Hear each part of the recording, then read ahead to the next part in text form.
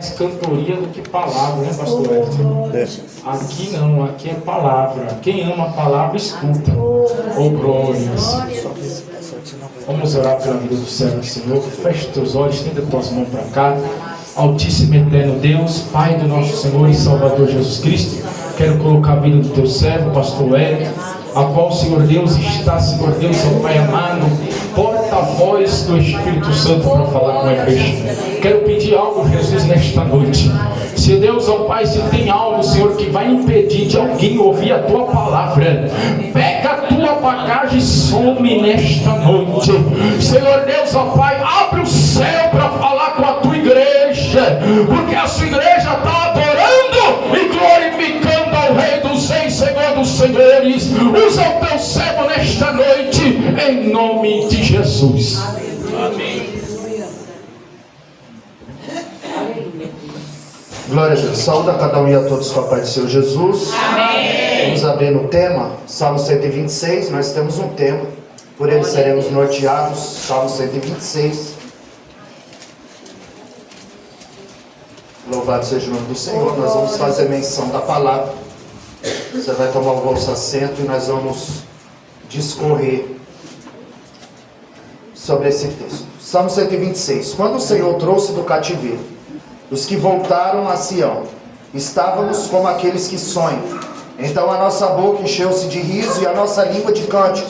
Então disseram entre os pagãos: o Senhor fez grandes coisas por eles. O Senhor fez grandes coisas por nós, pelo quais estamos alegres. Trazei-nos outra vez do nosso cativeiro, ó Senhor, como os córregos do sul, ou as torrentes do Neguebe. Aqueles que semeiam em lágrimas colherão com alegria. Aquele que vai adiante e chora, carregando semente preciosa, voltará sem dúvida com alegria, regozijando, trazendo consigo os seus muros. Senhor, pode tomar a vossa cena. Glória seja ao Senhor. Quero agradecer a Deus por mais uma oportunidade de fazer a exposição da sua palavra. Louvo a Deus pela vida do pastor Kleber. Meus primeiros passos no Evangelho foi com o pai dele, o saudoso pastor Altaíde. E se tem uma coisa que o pastor Kleber é profeta. Não foi nenhuma nem duas vezes que ele profetizou na minha vida e já se cumpriu. Então, Isabelina, pode se preparar porque é boca de Deus. Graças a Deus. Jesus, te adoramos. E ele sempre foi uma referência de homem de Deus, de uma pessoa que busca a santidade de Deus. É um homem de oração. E quando eu estava sentado ali também, o Espírito Santo falava ao meu coração a respeito da missionária Isabel, dizendo: tá vendo aí, meu servo, a Lídia, ela abre não só o coração, ela abre a casa, ela abre o bolso. E que zelo abrir a casa para que a obra do Senhor venha a ser desenvolvida, para que almas venham a ser alcançadas. Então Deus falou: tá vendo aí, meu servo? Ela não abriu só o coração, ela abriu o bolso, ela abriu a casa. Ela deixou Deus fazer morada. Glória a Deus, aleluia. E muito me alegrou. 1 Coríntios 15, 58. Sede firmes e constantes, sempre abundante na obra do Senhor, porque a vossa obra tem uma recompensa. E a recompensa vem de Deus, não vem do homem.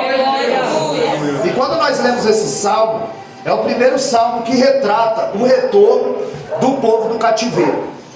Ali fala da restauração do cativeiro. Quando eles voltam da Babilônia, o Salmo 127 nos fala de uma reconstrução. O Salmo 128 nos fala de um repovoamento do povo de Jerusalém. E o Salmo 127 vai falar da reconstrução do povo em si. Então nós vamos ver que os 3 primeiros versículos, o povo, ele coloca ali no passado. Ele vai dizer: nós estávamos como aqueles que sonham. No verso 2, eles vão dizer: então disseram entre os pagãos. E no verso 3 ele diz: o Senhor fez grandes coisas. Então eles colocavam tudo no passado.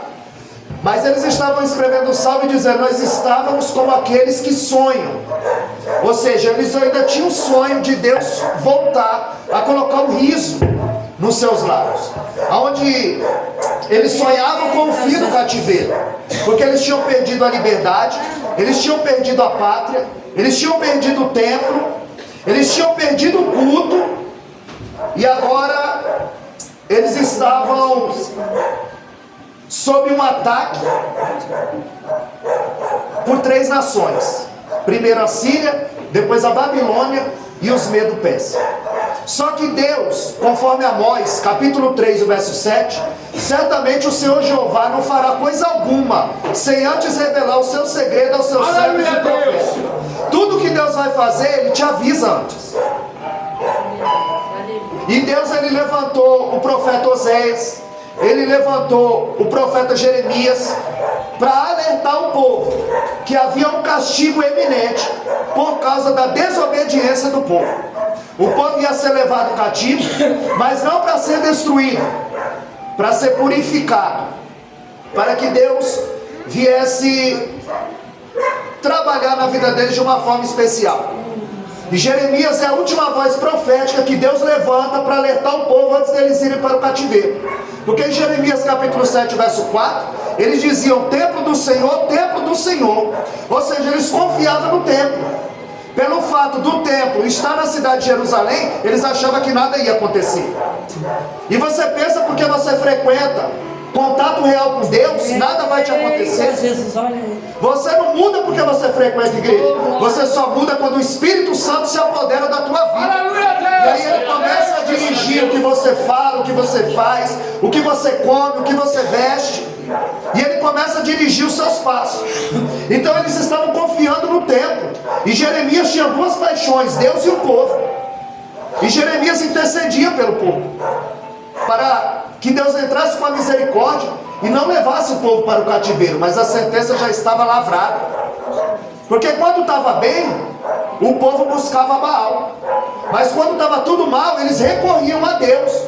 Só que Deus não é band-aid para você procurá-lo só quando se machuca. Jesus. Aleluia. Davi disse no Salmo 103 que a adoração é um estilo de vida, não é um momento. Que você precisa adorar independente das circunstâncias. Quando você olha para o livro de Ruth, ali havia Noemi e a sua família, Elimeleque, Quilion e Malom. Eles moravam em Belém. Belém significa a casa do pão. No dia que faltou pão na casa do pão, eles fugiram para Moab. Em busca de pão, eles encontraram a doença. Em busca de sobrevivência, deram de cara com a morte. Porque nem sempre a melhor estratégia é fugir, é ficar e esperar a providência do Senhor. A Bíblia diz em Provérbios 19:2 que aquele que se precipita, peca. E eles fugiram para Moab e não esperaram a providência de Deus. E a Bíblia diz que lá morre o seu marido Elimeleque. 10 anos depois morrem os seus 2 filhos, Quilion e Malom. E quando ela ouve falar que Deus visitou Belém com pão, ela pega as suas 2 noras, agora são 3 viúvas em terra estranha, e elas vão voltar para Belém. Mas no meio do caminho, a Noemi vai dizer a Ruth e a Orfa: olha, eu não tenho mais nada para oferecer para vocês. É melhor vocês voltar para a terra de vocês, para os deuses de vocês, constituir família, um novo casamento, porque eu não tenho mais filho, eu não tenho o que te oferecer. A Bíblia diz que a Orfa a beijou e a deixou. Porque tem gente que só vai andar com você enquanto você tem o que oferecer. Meu Deus! Quando Noemi não tinha mais nada para oferecer, a Orfa abandonou. Eita! Mas a Bíblia diz que a Ruth se apegou. No capítulo 2 a Orfa já não está mais. Tem gente que só vai estar com você no capítulo 1 da tua vida. Quando a coisa começa a apertar, quando você não tem nada mais para oferecer, ela já não aparece no capítulo 2.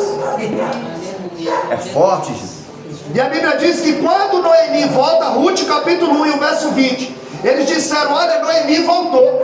E ela disse: não me chame Noemi, me chame Mara, porque eu estou amargurada. A mão do Todo-Poderoso é contra mim. Eu saí ditosa e feliz, saí cheia e voltei vazia.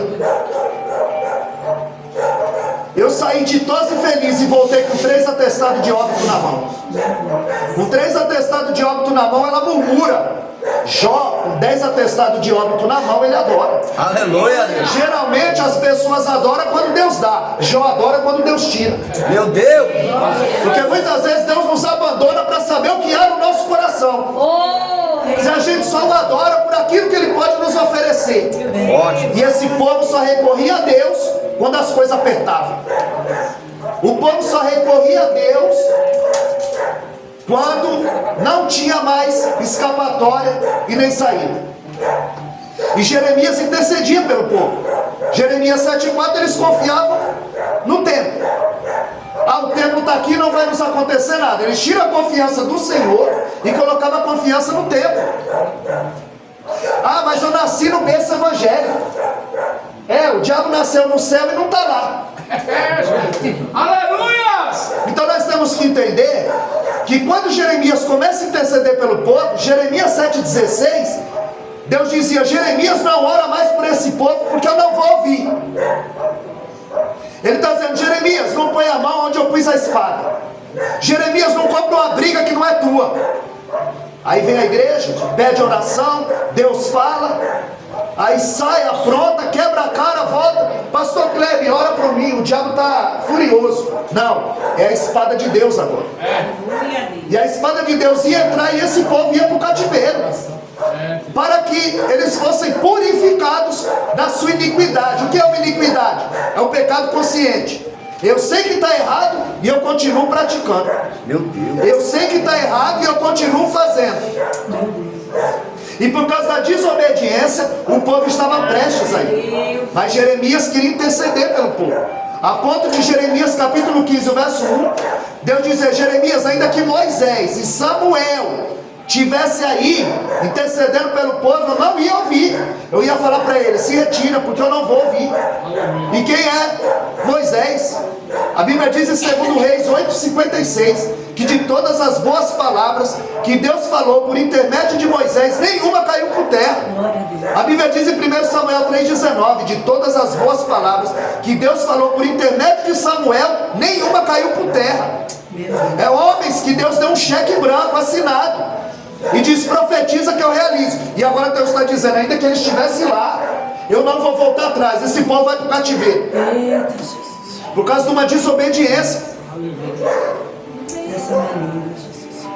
Hoje na aula de teologia lá pela manhã, em Gênesis capítulo 16, o verso 16, eu falei que Deus ficou 13 anos sem falar com Abraão por causa de uma desobediência. Em Gênesis 16, a Bíblia diz que Abraão tinha 86 anos quando gerou Ismael. Em Gênesis 17:1, a Bíblia diz que quando ele tinha 99 anos, o Senhor apareceu para ele novamente. 13 anos. Ao camarada anda todo errado, Deus fala comigo. Meu Deus. Aleluia. 13 anos sem falar com Abraão por causa de uma desobediência. E quando aparece, ele diz: eu sou o Deus Todo-Poderoso. Ele está dizendo: eu não preciso da tua ajuda para realizar a promessa. Você não pode passar 1 milímetro na frente de Deus.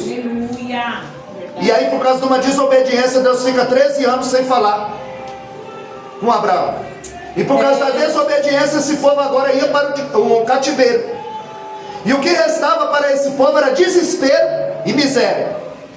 Onde o Salmo 137, eles estavam no cativeiro, e ali os pagãos pediam para que eles cantassem um hino. E eles diziam: como nós vamos cantar um hino em terra estranha? Eles tinham saudade de Sião. Eles penduraram a harpa no salgueiro. Não havia mais templo, não havia mais culto, não havia mais sacerdote para ensinar o povo a ler. E ali na Babilônia eles fundaram a sinagoga. Foi lá na Babilônia, o povo cativo, que eles fundaram a sinagoga para poder adorar a Deus. E lá eles estavam como os que sonhavam, aonde a boca deles se enchiam de riso. Eles sabiam que se eles se convertessem, como está em 2 Crônicas 7,14, se o meu povo, que se chama pelo meu nome, e ali tem 3 requisitos: se humilhar, orar, buscar minha face, se converter do seu mau caminho, então ele ouve, perdoa e sara. O povo sabia que se eles se arrependessem, Deus os traria de volta. aquela terra. E eles estavam dizendo no Salmo 126, a boca que chorou, agora ela vai se encher de riso. Aleluia a Deus. Só que o cativeiro, ele tinha um prazo determinado. Deus já havia falado através do profeta Jeremias que era 70 anos. Tu és grande. E quando Jeremias está profetizando e dizendo, olha, são 70 anos, ali havia um profeta por nome Ananias. Jeremias colocou um jugo de madeira no seu pescoço, e ali ele disse que seria 70 anos o povo cativo, por causa da idolatria, da desobediência, da corrupção moral. Deus chega a dizer, você não vê o que eles estão fazendo, Jeremias? Os filhos trazem a lenha, os pais acendem o fogo, e as mulheres amassam a farinha para fazer bolo e oferecer a rainha do céu para me acender a ira. A sentença estava lavrada. E Jeremias põe um jugo de madeira e diz, olha, são 70 anos. E Ananias tira o jugo do pescoço de Jeremias, quebra e diz, não são 70, são só 2 anos. E Jeremias diz, então seja feita conforme a tua palavra. A Bíblia diz que quando Jeremias vai saindo, Deus fala, ei Jeremias, volta lá. Fala para ele que ainda esse ano ele vai morrer, porque ele profetizou segundo a mente dele. Deuteronômio 18, 22, a Bíblia diz que o profeta que profetizasse e não se concretizasse, ele tinha que morrer. É forte. E hoje a gente vê profetizando à torta e à direita. É forte demais. O negócio é sério. Ananias e Safira morreu por causa de uma mentira. Olha aí. E se esse tempo volta? Eita, Jesus. É só uma mentirinha. É só um trago. É só um gole, é só uma noite. Ele não quer uma porta, não. Ele quer uma brecha. Aleluia a Deus. Para dar legalidade para ele agir. E esse povo ia para o cativeiro por causa dessa desobediência, aonde eles foram oprimidos pelos assírios. O rei Ezequias, ele vai entrar no templo, ele vai orar, porque o rei Senaqueribe estava indo contra Israel, e só o palácio dele era 40 vezes maior do que Israel. Todos os exércitos, todas as nações que eles invadiam, eles já cometiam suicídio antecipadamente, porque eles eram extremamente cruéis, e ele estava agora sob ameaça. O rei Ezequias, ele vai escrever o Salmo 46, quando Deus lhe dá o livramento, e ele vai dizer, Deus é o nosso refúgio. Ele não está dizendo que Deus era, que Deus vai ser, ele diz que Deus é. No Salmo 46 e o verso 5, ele vai dizer, Deus está no meio dela, e ela não será abalada. Ele não diz que ela estará, e nem que vai estar, ele diz que Deus está. E no Salmo 46, verso 9, ele diz que Deus faz, não vai fazer e não fará, ele diz que Deus faz cessar a guerra, que ele quebra o ar, corta a lança e queima os carros no fogo. E o rei Ezequias vai escrever o Salmo 46 para agradecer a Deus pelo livramento que Deus deu quando a Síria queria invadir Israel. Ele estava dizendo, não vai chegar nenhuma flecha aí, Ezequias. Por quê? Porque eu quebro o ar. Aleluia. Não vai chegar nenhuma lança. Por quê? Porque eu as quebro. E aí não vai chegar nenhuma porque eu quebro o carro. Porque Isaías 54:17 diz que nenhuma arma forjada contra ti vai prosperar. Aleluia, Deus. Porque você tem dono. Glória a Jesus. Você tem dono. Oh, glória, aleluia. E nós vamos entender que quando esse povo vai para Babilônia, para o cativeiro, eles vão em 3 levas. E eles também vão voltar em 3 levas. Aonde o texto vai nos dizer que Daniel, ele vai profetizar dentro do palácio, e o profeta Ezequiel fora do palácio. Jeremias avisou. Só que quando Nebuzaradã, o capitão de Nabucodonosor, vai invadir, ele diz, olha, lá naquela cidade tem um profeta, o nome dele é Jeremias. Jeremias é conhecido. E qual é a tua fama que está correndo por aí? Olha aí. Qual é a minha fama que está correndo por Olha aí? aí. Segundo Reis 4:9, a Bíblia diz que quando Eliseu passava, aquela mulher dizia, ali vai um santo homem de Deus. Quando aí você tem passado, alguém tem dito, ali vai um santo homem de Deus? Ali vai uma santa mulher de Deus? Qual é a nossa fama? A Bíblia diz, aonde o rei Uzias ia, a fama dele chegava primeiro. Como é que está a nossa fama por aí? Eita, Jeremias era conhecido lá na Babilônia. Ele disse, lá tem um profeta, o nome dele é Jeremias. Se ele quiser vir, vem. Mas se ele quiser ficar, deixa. Porque você tem dono. Aleluia a Deus. E Deus sabe cuidar e dar um livramento aos seus. Eu creio. E agora, Jeremias, ele está escrevendo um livro só sobre lamentações. Porque a cidade foi destruída. O templo foi destruído. E quem não morreu foi levado cativo para a Babilônia. E lá Deus vai usar o Ezequiel fora do palácio e Daniel dentro do palácio. Aonde Daniel, ele vai interpretar um sonho de Nabucodonosor. E aí é como diz o colega meu, tem ministério que Deus só dá para quem é bonito. Porque a escolha para Daniel entrar no palácio, ele tinha que ser bonito, ele tinha que ter boa aparência e ele tinha que ser inteligente. Aí eles foram escolhidos a dedo. E aí eles vão para o palácio. Ananias, Misael, Azarias e Daniel. Mas quando chega lá, ele quer mudar o nome deles. Aí coloca Sadraque, Mesague, Abednego e Belsazar. De Daniel, o Daniel, ele vai, que Deus é o meu juiz, ele troca para Bel, proteja o rei. Então ele quer trocar a essência, o nome, a fé. Agora Daniel vai estudar na maior faculdade da época. Ele queria entrar na mente de Daniel, mas Daniel era crente. Eita, glória. Daniel era alguém que não se corrompia e não se vendia por qualquer coisa. Daniel era firme no propósito. A Bíblia diz que Daniel propôs no seu coração não se contaminar. Aleluia. Eita, Jesus. E uma certa feita o rei tem um sonho. Só que uma coisa é eu falar, pastor Kleber, eu tive um sonho assim, assim, assim. E aí o pastor Kleber vai interpretar o sonho. Outra coisa é eu perguntar, pastor Kleber, o que eu sonhei e qual é a interpretação do sonho? Era isso que Nabucodonosor estava falando para Daniel. Primeiro ele chama os magos, sátrapas, todos. Aí ele diz, olha, eu quero saber o que eu sonhei e a interpretação do sonho. E ele fez um decreto que ia matar todos os sábios. E Daniel pediu um tempo. E disse que ia orar. Em Daniel 2,22 ele disse, ele revela o profundo e o escondido, conhece o que está em treva e com ele mora a luz. E Deus deu a interpretação para Daniel. E Daniel ele sobressaiu. Só que o Nabucodonosor ficou tão soberbo que a Bíblia diz que Deus o tira do trono e o leva para o pasto. E agora ele vai viver 7 tempos como um bicho. Ao contrário de Davi. Deus pega Nabucodonosor, tira do trono e leva para o pasto. Deus tira Davi do pasto e leva para o trono. Aleluia. A soberba te faz virar bicho. E a humildade te faz virar rei. E agora ele vai aprender de uma maneira dura que só Deus é o Deus dos deuses. E ele ainda acaba se convertendo e sendo salvo. Nabucodonosor. Quando ele morre, o filho dele assume. E agora ele resolve fazer uma festa.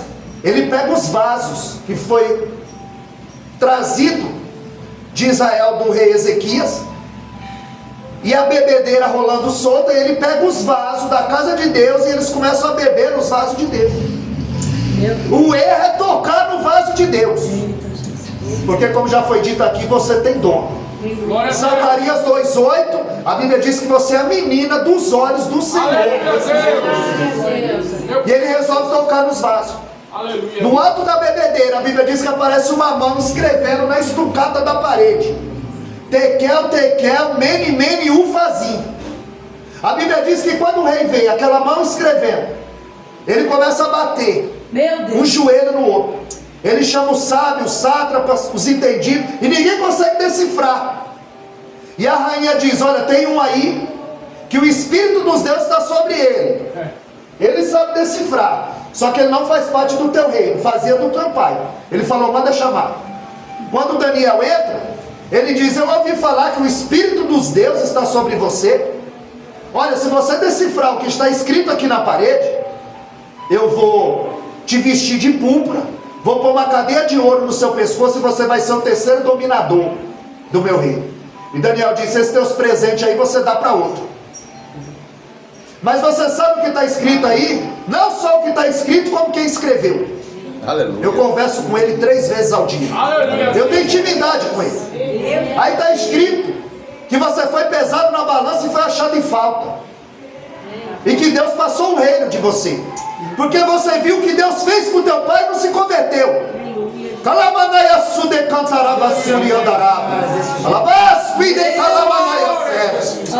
vendo o que Deus faz na vida do semelhante e não se conserta. Aleluia. Você viu o que Deus fez na vida do teu pai e não se converteu. A Bíblia diz que na mesma noite entra Dário e Ciro, o rei persa e o rei do medo. Era o reinado medo e persa. Eram os braços da estátua. A cabeça de ouro era Nabucodonosor. Os 2 braços eram o medo persa, era o rei do medo e o persa. O rei Ciro e o rei Dário. A Bíblia diz que na mesma noite, porque ele tocou nos vasos de Deus. Na mesma noite, a Bíblia diz que eles entraram e mataram o rei. E tomaram o rei e destruíram a Babilônia. E Deus vai usar o Ciro, que não conhecia Deus. Mas Isaías 45, ele vai dizer: Ciro, o meu ungido. Deus ia usar o Ciro para trazer o povo de volta do cativeiro. Aleluia, Deus. Porque Deus usa quem quer, a hora que quer, da maneira que quer. Aleluia. Porque às vezes a gente está pensando que Deus vai usar A, mas Deus quer usar o B. É, Deus. E aí, Aleluia. o rei Ciro, ele vai autorizar a volta do povo do cativeiro. Aonde eles vão voltar em 3 levas. Eles vão voltar com Zorobabel e Ageu para reconstruir o templo que estava destruído. Eles vão voltar com Esdras para fazer uma reforma, reconstruir o povo. E em terceiro, eles vão voltar com Neemias para reconstruir o muro e a cidade. O povo ia voltar em 3 levas. Eles tinham saudade da sua terra. No Salmo 84:10, o salmista disse que mais vale um dia nos teus atos do que 1000 em qualquer outro lugar. Eles sentiam saudade de Sião, eles sentiam saudade de cultuar Deus. E o livro de Esdras e o livro de Neemias, no original, é um livro só. Na nossa Bíblia ele é dividido, Esdras e Neemias. E eu estava falando com o pastor Cleber, ele tem essa Bíblia cronológica, que o livro de Isaías, ele foi escrito bem antes de Esdras e Neemias. Mas olha onde ele está. E olha onde que o livro de Neemias e Esdras está. Quando o povo volta do cativeiro, já está quase nos evangelhos. A sequência é Esdras, Neemias, embora fosse um livro só, Zacarias, Malaquias, e aí começa o Novo Testamento. Mas a Bíblia não está em ordem cronológica. E aí às vezes a gente se perde na sequência dos fatos. Mas quando o povo volta do cativeiro, eles estão 70 anos sem ouvir a voz de Deus. E eles estão orando e dizendo: nos restaura como as torrentes do Negueb, que é o maior deserto da Judéia. Passava 11 meses sem cair uma gota d'água. Agora quando chovia, toda a água descia do monte, e aonde havia morte havia vida. Tudo voltava a florescer. E eles estavam dizendo que estavam precisando dessa chuva, porque eles estavam vivendo uma sequidão espiritual. E agora o cativeiro estava representando uma semeadura, que eles semearam com lágrimas. Lá eles aprenderam a orar, lá eles aprenderam a chorar aos pés do Senhor, lá eles aprenderam a depender de Deus. Aleluia, glória a Deus. E a restauração que ele fala é a ceifa. Ou seja, as lágrimas, elas foram substituídas por alegria. Aleluia, Deus. E ali ele nos fala que o semeador está angustiado, mas o ceifeiro está alegre. Eles semearam com lágrimas. E sem água não tem como regar a semente. É, Deus. Meu Deus, tu és grande. E aí nós vamos entender que o povo ele estava 70 anos sem ouvir a voz de Deus. Aí a primeira voz profética que eles ouvem quando voltam do cativeiro é a voz do profeta Ageu. Juntamente com Zorobabel eles vão reconstruir o templo. Mas as pessoas só conhecem Ageu 2:9. A glória da segunda casa será maior do que a primeira. Só que Ageu, ele não é o profeta da conveniência. Ele não prega a chave, ele não prega a casa, ele não prega que Deus vai limpar teu nome, que você sujou e agora Deus tem que limpar teu nome. Deus está limpando teu nome do SPC, que você sujou e Deus tem que limpar teu nome. Olha aí. E ele não é o profeta da conveniência, ele não prega para entreter, ele prega para salvar. A mensagem dele é culta, o livro dele é culto, porém é poderosa. Dos 38 versículos do livro de Ageu, 26 vezes ele, assim diz o Senhor. Assim diz o Senhor. Eles colocaram o alicerce no templo. O templo, a obra estava parada há 14 anos. Ninguém se movia para fazer a obra do Senhor. Deus mandou uma seca. De vez em quando Deus fechava o céu, porque Baal, o Deus que eles adoravam, que Jezabel trouxe para dentro de Israel, ele era conhecido como o Deus da chuva e o Deus da colheita, do trovão e da tempestade. Aí Deus dizia: Elias, faz o seguinte, fecha o céu, coloca a chave no bolso e anda com ela. E em Tiago 5,17, a Bíblia diz que o homem de Deus orou e 3 anos e 6 meses não caiu uma gota d'água. Elias estava dizendo: manda Baal agora mandar chuva para vocês. Ele não é o Deus da tempestade? O livro de Osés, ele diz: o povo consulta a madeira e a vara de Deus lhe dá a resposta. Às vezes é a vara de Deus que tem que dar a resposta. Aleluia. Por isso que quando Davi disse: a tua vara e o teu cajado me consola, o cajado vai buscar e a vara vai corrigir. Aleluia, Deus. Mas a pessoa só conhece as glórias da segunda casa, vai ser uma obra da primeira. Só que a mensagem do Ageu não é boa, não. Ageu estava dizendo para ele: o problema de vocês é que vocês negligenciaram a obra de Deus. 14 anos, só colocaram o alicerce, a obra está parada. E aí Ageu, ele vai dizer: vocês não entendem por que vocês semeiam muito e colhem pouco? Ageu vai dizer: vocês não entendem porque vocês comem e não se fartam, porque vocês bebem e não se saciam, vocês se vestem e não se aquecem, e o salário de vocês é como colocar no saquitel furado. Meu Deus. Porque vocês abandonaram a minha obra. Eita. É porque vocês abandonaram a minha casa. Vocês estão cuidando mais da casa de vocês do que da casa de Deus. Foi isso que Deus disse para o profeta Eli: Eli, você cuida mais da sua casa e honra mais os teus filhos do que a minha casa. Meu Deus. Aleluia. É forte. Grande Deus, aleluia. Eles abandonaram o Senhor, estavam todos cuidando dos seus interesses. O problema não era a falta de recurso, porque Sírio estava bancando, patrocinando. O problema era a falta de prioridade. Ah, se der eu vou no culto hoje. Na semana eu cheguei cansado do trabalho, se der eu vou no culto hoje. Não é mais a prioridade. Se der eu vou, se der eu faço. Tem muita gente que só quer as bênçãos de Deus, mas não quer o Deus das bênçãos. Só quer o que Ele pode oferecer. Dessa maneira. Sendo que é um processo natural. Deus não deve nada para ser ninguém. É, Deus. Eita, Aleluia. Glória a Deus. aleluia. O povo estava triste, porque o primeiro templo tinha prata, tinha ouro. O segundo templo não tinha a riqueza que tinha o templo de Salomão. Mas ele estava dizendo: não se entristeça, porque a minha presença nessa casa Aleluia, vai ser Deus. mais forte. Aleluia. Eu fui lá na outra casa. Essa daqui é a segunda casa. Aí se você não sentiu Deus aqui ainda, Meu você Deus. tem que verificar a pulsação. Você vai estar morto. É forte. Se você não sentiu Deus Aleluia, aqui, Deus. você olha a pulsação, você está morto. Glória a Deus. Porque eu já chorei. Eu falaria: leva aqui, porque todo culto nós chora. Aleluia. Porque onde Deus está, a gente não aguenta. Aleluia, Deus. Eu conheço o cheiro dele. Glória a Eu Deus. já senti o perfume dele. Aleluia. Aleluia, glória a Deus. Eu conheço o cheiro dele. Glória a Deus. Aleluia. E aí o povo estava triste, mas Deus estava dizendo: olha, a minha presença nessa casa pode não ter prata, pode não ter ouro, pode não ter... mas a minha presença vai ser maior. Meu Deus. Vai ser mais forte. Glória a Jesus. Eu creio, Deus. Então havia 3 problemas em Jerusalém, quando o povo voltou. Havia pobreza, humilhação e injustiça. Aleluia, Senhor. Onde as portas estavam queimadas, a cidade estava destruída, não havia mais tempo, e uma cidade sem muro é uma cidade fragilizada.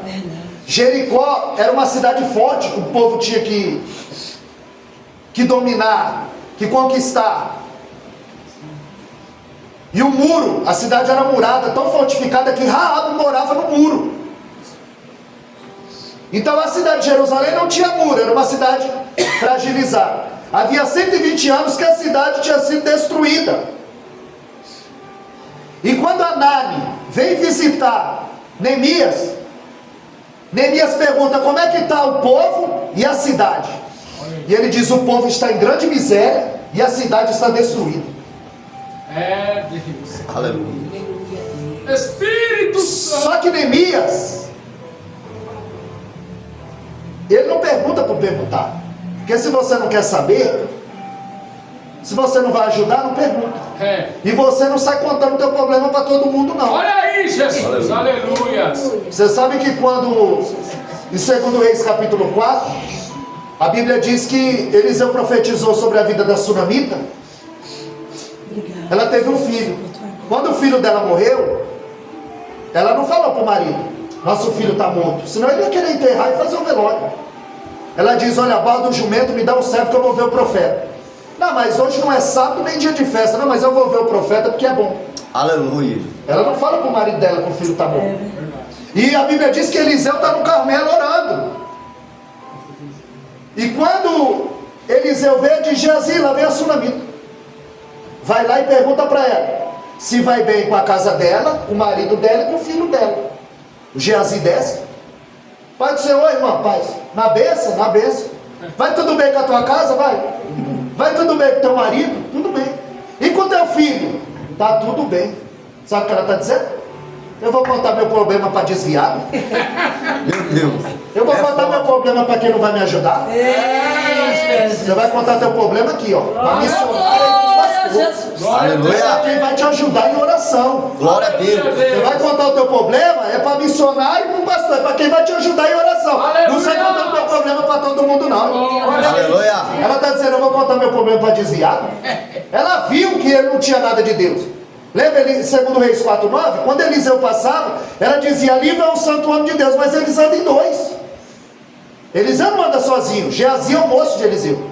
Só que ela viu Deus na vida de Eliseu e não viu na vida de Geazi. Um carregava a presença, o outro só carregava a aparência. Olha aí, Se veste como crente, Meu Deus. fala como crente, Forte. anda com crente. Aleluia. Tem muito porco andando com ovelha e se sentindo ovelha. Aleluia, Deus. Continua chafurdando, vivendo uma vida de pecado. Meu Deus. Só que ela tem discernimento, ela viu que ela não tem nada de Deus. Forte. Tanto que quando ela se prostra no pé do profeta, o Geazi quer tirar. E Eliseu disse: deixa, porque o Geazi ele recebe na mão o general, um dinheirado, mas a sunamita ele quer tirar. Ele não vai na casa da viúva. Segundo Reis 4:7, a Bíblia diz que a viúva era pobre, lá ele não aparece. Ela não tem nada para oferecer. Então a sunamita viu que Geazi não tinha nada de Deus. Aleluia. Tanto que ela diz: profeta, eu te pedi um filho. Ele entendeu que o filho dela estava morto. Geazi, pega meu bordão, leva o meu bordão, encosta no menino e o menino vai reviver. Ele pega o bordão. Só que a sunamita, ela não vai com Geazi. Ela está dizendo: daí não vai sair nada. Meu Deus. Deus não opera por mão mentirosa. Deus não opera por mão mentirosa. Não adianta orar, não adianta jejuar, porque Deus não opera por mão mentirosa. É sacrifício de tolo. Meu Deus. Precisa obedecer. E ela diz: ó profeta, enquanto você não for, eu não vou sair. A Bíblia diz que ele vai, chega lá, encosta o bordão no menino e o menino não revive. O problema era o bordão? O problema era quem carregava o bordão. Jesus, aleluia. Sem santidade, o bordão do evangelho não tem efeito na nossa mão. Aleluia. E agora o povo estava em grande miséria. E quando Neemias pergunta, ele é um líder que fala e age, que planeja e executa. Aleluia. Ele é um líder que fala e faz. Glória a Deus.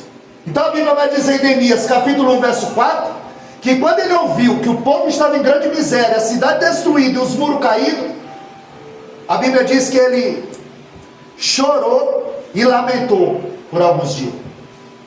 Chorar e lamentar é normal. Mas a Bíblia diz na parte B do versículo que ele jejuou e orou. Ele se posicionou. Aleluia. Ele não se prostrou diante da adversidade. Ele começou a se posicionar. A Bíblia diz que ele orou e jejuou. Neemias era o copeiro do rei.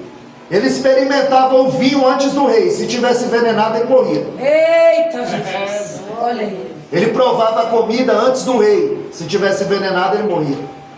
Ele era um homem de confiança do rei. Mas para falar com o rei, a Bíblia diz que ele orou 120 dias. Ele não se precipita. Ele não é como Noemi e Elimelec que foge para Moabe na hora da adversidade. A Bíblia diz que ele orou 120 dias para falar com o rei. E quando ele vai falar com o rei, ele vai tocar naquilo que os medos e os persas dão valor. Os ancestrais, a família. Porque os samaritanos tinham bloqueado a construção. Por isso que estava parado. O rei tinha feito um decreto que não podia mais mexer na cidade. Só que ele não vai lá dizer que vai reconstruir os muros de Jerusalém. Ele fala, a cidade dos meus pais. Aí amolece o coração do rei. E a Bíblia diz que ele fica 120 dias orando para falar com o rei. Mas o muro ele reconstrói em 52 dias. Meu Deus. Neemias ele só gasta tempo com oração. Aleluia. Ele gasta mais tempo com oração do que com qualquer outra coisa. Aleluia. Porque ele sabe que Deus responde a oração. Aleluia. Ele sabe que oração tem perna e anda, tem asa e voa. Olha isso. Então você tem que parar de depender da oração dos outros. Pastor, ora por mim. Missionário, ora por mim. Missionária Elizabeth, ora por mim. Olha aí, Jesus. Não, entra você no santuário de Deus. Ora você. Aleluia. Glória a Deus. A ligação é direta. Eita, Jesus. Você tem acesso ao trono do Pai. E a gente tem que parar de ser dependente dos outros. Glória a Deus. Deus. Meu santo. Ou seja, a oração de Neemias, ela tem adoração, ela tem petição, ela tem confissão e ela tem intercessão. Aleluia. Porque a oração sem ação é fanatismo. É. É fanatismo. Aí você está com a unha encravada, aí você vai orar para Deus desencravar a tua unha? Não, você vai lá no podólogo para ela arrumar. Aleluia. Aí eu estou com dor de cabeça, eu vou orar para Deus curar minha dor de cabeça. Não, você vai tomar remédio. Tem coisa que Deus não vai fazer por você. Aleluia. Quando Jesus chega no túmulo de Lázaro, Flávio José, um historiador judeu, Champlin, um historiador, ele vai dizer que para remover a pedra do sepulcro, precisava de 20 homens adultos. Então quando Jesus chega no sepulcro, ele podia dizer, dá uma ordem, pedra, sai daí. Ele podia soprar. Mas ele diz, tirai a pedra. Ele está dizendo, o que vocês podem fazer, eu não vou fazer por vocês. Aleluia. Eita, glória. Você pode orar e está dependendo da oração dos outros. Oh, Rei da glória. Você pode ter intimidade, porque você entra no teu quarto. Mateus 6,6. Entra no teu quarto, fecha a tua porta, e o teu pai que vê. O texto não diz que ele ouve, o texto diz que ele vê. Porque o Salmo 139, verso 4, antes da palavra chegar na língua, o Senhor tudo conhece. Oh, glória. Ou seja, antes dele ouvir da tua boca, ele já sabe o que vai sair do teu coração. Aleluia. Glória a Deus. Aleluia. Então ele está dizendo que você precisa fazer a sua parte, para que Deus possa fazer a dele. Glória a Deus. Aleluia. Então a oração de Neemias, ela tem uma direção. Ele está em Suzã, mas o coração dele está em Jerusalém. Neemias, ele abre mão do conforto para lutar pela causa do povo. Glória a Deus. Aleluia. É o caso da missionária Elizabeth. Ela podia estar sossegada aqui na casa dela. Mas olha aqui. Aleluia. Olha como a igreja está bonita. Linda. Olha como o banheiro está bem feito. Aleluia. Aí Deus se agrada. Tem cozinha lá também. Aí Deus se agrada. Pronto. Quer dizer, a coisa só melhora. Tem cozinha também, a coisa só melhora. Aleluia. Graças a Deus. Benção. Aleluia. Então ele abre mão do conforto para lutar pela causa do povo de Deus. O povo havia colhido idolatria, corrupção. E quando Neemias está reconstruído, aí aparecem os inimigos. Porque nunca está nada sossegado na vida do crente. Você está resolvendo um problema e tem 4 na fila. Aí você resolve um problema, aparece 3. Nunca está nada sossegado. E se tiver, tem alguma coisa errada. Olha aí. Porque o adversário quer te entristecer, te parar, te retaliar. Você pensa que ele queria que você estivesse aqui? É forte. Tem muito obreiro que no dia que tem final de campeonato, ele não vai. Meu Olha Deus. Ele não vai. E o pior, quando o time dele faz um gol, ele fica endemoniado. E quando ele chega na igreja, ele não dá um glória a Deus. Deixa a boca calada, travada. Eita, glória! Dele, quando o time dele faz um gol, ele enlouquece. Os vizinhos falam, meu Deus.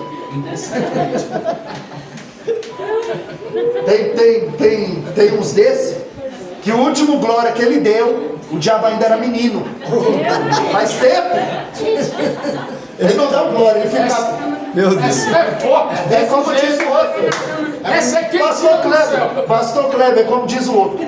Ele chega aqui, ele cruza a perna, ele cruza o braço, ele cruza a língua, ele fica igual um despacho na encruzilhada. Mas quando o time dele faz um gol,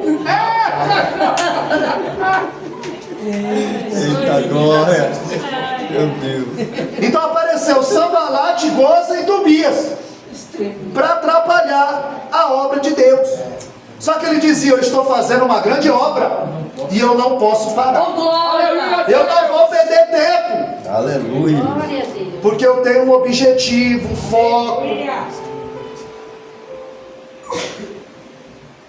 Aleluia. Porque o demônio, ele não tem cara de demônio. Mateus 7,15, Jesus disse que os falsos profetas, ele vem até vós com cara de ovelha. Olha aí. Mas ele é um lobo devorador. Aleluia. Então a gente tem que estar atento. Porque tem muito Jacó na pele de Esaú. Meu Deus. Aleluia. Glória a Deus. Porque quando a mãe dele vê que Isaac quer abençoar, a Rebeca fala, vai, entra e recebe a bênção. Por quê? Porque quando os filhos lutavam no ventre, ela perguntou para Deus, por que eu sou assim? Ela disse, olha, o maior servirá ao menor. E quando ela ouve que Isaac quer abençoar Esaú, ela diz para o Jacó, entre e recebe a bênção. Ela está tramando. O filho se tornou um mentiroso porque aprendeu com a mãe. Meu Deus. Ele viveu enganando o pai, o sogro, todo mundo. Aprendeu com a mãe. A mãe falou, entra lá, recebe a bênção e caia sobre mim. Ah, mas o meu irmão é peludo, porque Esaú é peludo. Ela mata um cabrito, coloca os pelos nele e fala, entra. Isaac já estava cego, avançado em idade. Quando Jacó entra, ele disse, oi pai, sou eu já. Sou eu, pai. Ele, quem é? Ele falou, sou eu, Esaú. Ué, mas a voz é de Jacó? Olha aí. Não, mas sou eu, pai, Esaú, mas a voz é de Jacó. Chega perto para eu apalpar. Põe a mão nas peles de cabrito. Ele está com a roupa de Esaú, cheiro de Esaú, pele de cabrito. É você, Esaú? Sou eu, pai, Esaú. Porque tem crente que é assim. Na frente do pastor, ele é Esaú. Na frente da mulher, ele é Esaú. Lá no trabalho, ele é Esaú. Mas Deus sabe que ele é Jacó. Meu Deus. Forte. Deus sabe quem é quem. Aleluia, Deus. Ele vive enganando, né? Pois depois de 20 anos ele vai ser enganado também. Ele é enganado pelo sogro e enganado pelos filhos. Porque a pessoa ela vai colher exatamente o que ela plantou. Ele enganou o pai com pele de cabrito e com a roupa de Esaú. Agora ele vai ser enganado com as roupas de José e com sangue de cabrito. Porque quando José veio, os irmãos disseram, lá vem o sonhador. Vamos jogar ele dentro dessa cisterna e ver o que é do sonho dele. Eles queriam matá-lo. Mas aí o irmão disse, não, não vamos matar. Vamos jogar ele nessa cisterna. Tiraram a túnica que o pai deu, colorida. Mataram o cabrito, mancharam no sangue e mandaram a túnica manchada de sangue. E aí quando eles não puderem te matar, eles vão querer manchar a tua reputação. Meu Deus. Vão querer falar mal. Vão querer denegrir a imagem. E quando Jacó recebe, ele está colhendo o que ele plantou. Agora ele é enganado com a roupa de José e com sangue de cabrito. Porque ele enganou com roupa de Esaú e com pele de cabrito. Então a pessoa ela vai colher exatamente o que ela plantou. Meu Deus. Mas caminhando para o final. Eita, Jesus. O templo ele foi reconstruído. Os muros e a cidade foi reconstruído. Mas a maior reforma não foi o templo Não foi a cidade, não foi o muro. A maior reforma que houve aqui foi no povo. Porque o povo não sai do cativeiro se não for reformado pela palavra. A palavra precisa penetrar no nosso coração. A palavra precisa penetrar na nossa mente. Paulo diz que agora as palavras elas não estão mais escritas nas pedras da lei. Ela precisa estar escrita na tábua do nosso coração de carne. Que nós precisamos viver essa palavra. Então, em Neemias 13, 24, eles tinham perdido a língua pátria. Eles não entendiam mais o aramaico. Então eles recorreram à sua liderança e disseram: tragam a palavra. Nós precisamos ouvir a palavra. E a Bíblia diz que Esdras, ele vai pegar o livro da lei, e nesse momento houve um grande avivamento desencadeado pela palavra. Aleluia. Porque a pessoa pensa que avivamento é pular, gritar, profetizar. Avivamento é assim, ó, você ouve uma palavra, você chega em casa e tem vontade de ler a Bíblia. Aleluia, gente. Avivamento é quando você ouve um louvor e o louvor não sai do avivamento. Chega em casa e vai procurar no YouTube e vai ficar louvando, você foi avivado. Glória a Deus. Então todo avivamento é desencadeado pela palavra. Porque a maior evidência de que está cheio do Espírito Santo não é pular, não é girar, não é gritar, não é pregar, não é cantar, não é profetizar. É quando eu posso mentir, não minto. É quando eu posso adulterar e não adultero. Meu Deus. É quando eu posso passar alguém para trás e não passo. Aleluia, Deus. Eu estou cheio do Espírito Santo. Então esse povo ia haver ali um grande avivamento, e eles recorreram à sua liderança. 13, 24, perderam a língua pátria, não entendiam mais o aramaico, e falaram: tragam a palavra, nós precisamos da palavra. E Esdras capítulo 7, verso 10, a Bíblia diz que Esdras preparou o coração para buscar, para cumprir e para ensinar a lei do Senhor. Não foi de qualquer jeito não. Ele se preparou para trazer uma palavra para o povo. Ou você acha que eu vim trazer essa palavra aqui? Foi assistindo o jogo, foi gritando gol lá em casa, foi lendo Bíblia. Aleluia. É forte, gente. E aí ele vai trazer o livro da lei, livro esse que estava perdido no templo. Segundo Crônicas 34, 15, a Bíblia diz que o rei Josias fez uma grande reforma dentro de Jerusalém. Não se celebrava mais a Páscoa. Ele chama Ilquias, o pai de Jeremias, o escrivão Safã, e manda fazer uma faxina milimétrica no templo. E a Bíblia diz que lá, em 2 Crônicas 34, 15, eles acharam o livro da lei no templo. Se achou, é porque estava perdido. E aonde? Dentro do templo. Tem muito lugar que esse livro aqui está perdido dentro do templo. Aleluia. Tem muito lugar que esse livro está perdido dentro do templo. Canta, canta, canta, canta, canta. Aí espreme a palavra e fala: chegou a hora mais importante. A gente anda a todo lugar aí, irmão. Todo lugar. Nós temos um ministério itinerante e nós três caminhamos juntos fazendo a obra do Senhor. Aleluia. A gente vai para todo lugar pregar. E a gente vê muita coisa. A gente vê muita coisa. Então o livro aqui estava perdido no templo. Agora é Esdras. Ele vai pegar esse livro para encerrar. Ele vai pegar esse livro. A Bíblia diz que quando Esdras trouxe o livro da lei perante toda a congregação, a Bíblia diz em Neemias 8,5 que quando ele abriu o livro, toda a congregação se colocou em pé em reverência à palavra. E a Bíblia diz em Neemias 8,3 que da alva, das 6 da manhã até o meio-dia, debaixo do sol quente, ouvindo a palavra. Aleluia. Aí você está sentado aí numa igreja bonita dessa, com ventilador, microfone, e está doido para acabar. Rapaz, esse homem fala demais, esse enquanto não acaba, já vai para quanto tempo? E ele estava, era das 6 da manhã, meio-dia. Aleluia, Deus. Do sol quente, em pé. Não era sentado com esse monte de ventilador, não. Glória a Deus. Era em pé, das 6 da manhã até o meio-dia. E a Bíblia diz que na proporção que ele pregava, ele explicava e fazia com que o povo entendesse. E a Bíblia diz que eles levantavam a mão, davam glória a Deus. Está lá, chegar na tua casa, tu lê Neemias capítulo 8. A Bíblia diz que eles se prostravam com o rosto no chão. E Neemias e Esdras iam pregando. Neemias era o governador e Esdras era o escriba. E ali ele ia pregando e o povo dava glória a Deus. Põe a cara no chão, de pé, 6 horas, debaixo do sol quente. E na proporção que ele pregava, o povo começou a ver que eles estavam fora da vontade de Deus. A fome desse povo não era de prosperidade, era da palavra. Aleluia. Era a fome de Deus. Glória a Deus. Só que esses homens, eles tinham muito de Deus e pouco do homem. Tinha muito do céu e pouca da terra. Glória. Porque hoje a gente está vendo muita gente que tem nome, mas não tem mensagem.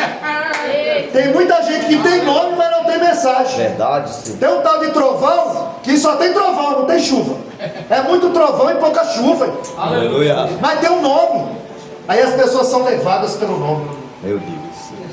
Tem nome, mas não tem mensagem. Aleluia. Tem nome, mas não tem mensagem. Está cheio. Então a fama desse povo era da palavra. Em Neemias 8:9, a Bíblia diz que o povo chorava ouvindo a mensagem. Aonde ele dizia: não chore, porque vocês já saíram do cativeiro. Meu Deus. Eles estavam dizendo: não chorem, porque Deus os trouxe de volta Aleluia, a Deus. essa terra. Aí em Neemias 8:10 ele diz: não chora, porque a alegria do Senhor é a nossa força. É a força do Senhor que nos faz caminhar. Obrigada, Jesus. Então a maior reforma não foi no templo, não foi no muro e não foi na cidade. A maior reforma tem que ser feita no povo. Aleluia, Jesus. O povo precisa ser moldado com a palavra. Glória a Deus. Aleluia. Porque tem muita gente que sai do cativeiro, mas o cativeiro não sai dela. Eu vou fechar. Eu não vou Meu mais. Deus. Aleluia. O povo estava no Egito, cativo, 40 anos, cada murmuração. Porque deserto não é lugar de crente morrer.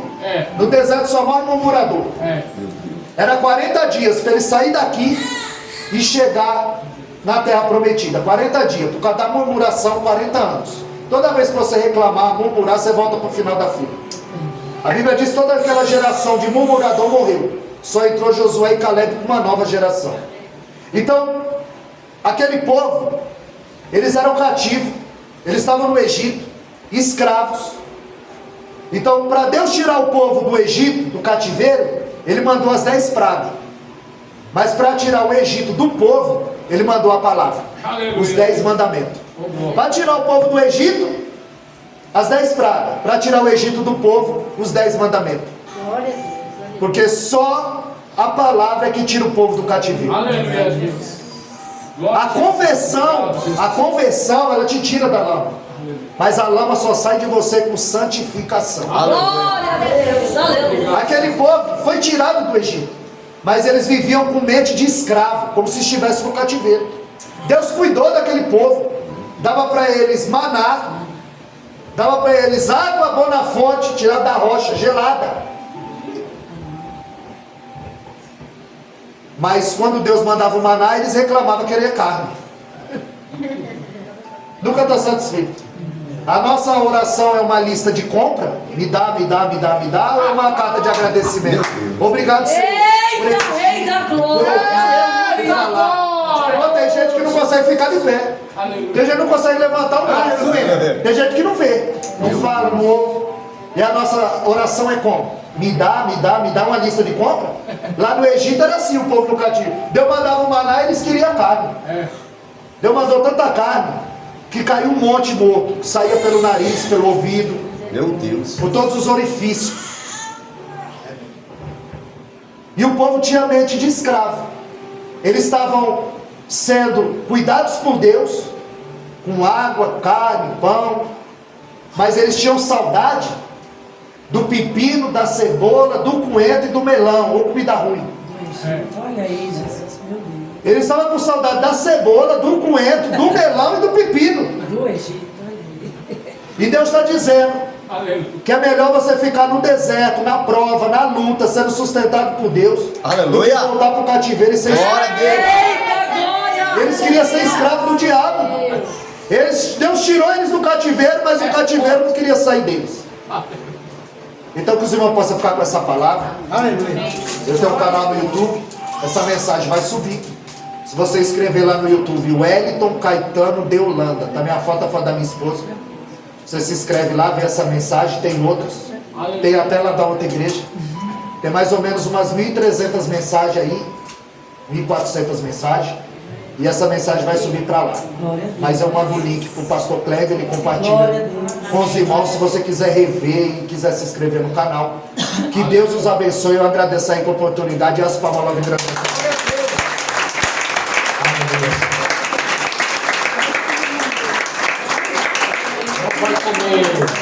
Não vai comer pepino, Cebola, cebola, melão e coentro. melão e coentro. É ruim, é ruim. E É água. comida do Egito, hein? Egito. Quem quer comer maná aqui? Glória! Louva a Deus pela vida do pastor.